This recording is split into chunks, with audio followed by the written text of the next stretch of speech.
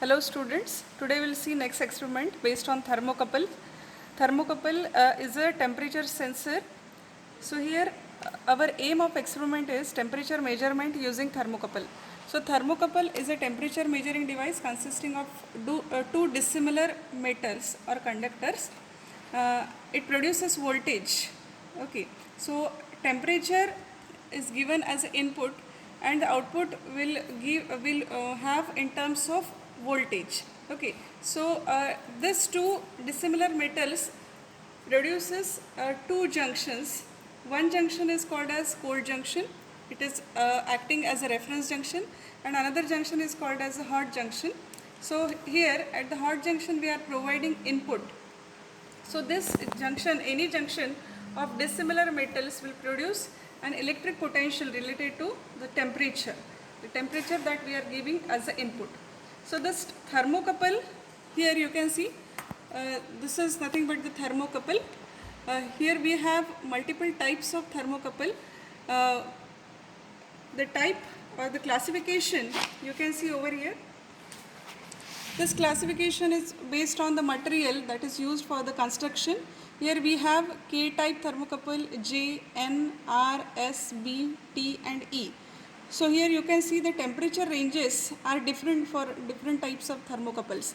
So as per the material, the temperature ranges varies. Okay, so some of the thermocouples is made up of metals or alloys. Here you can see the sensitivity is also given and the accuracy is also provided. Okay, so here in our lab we have K-type thermocouple. So this K-type thermocouple, this end is your reference junction and this is hot junction. Here we are providing input, or this other junction will sense temperature, and that temperature we can measure with the help of multimeter. So here on multimeter we have one slot. You can see here degree centigrade where we can measure the temperature.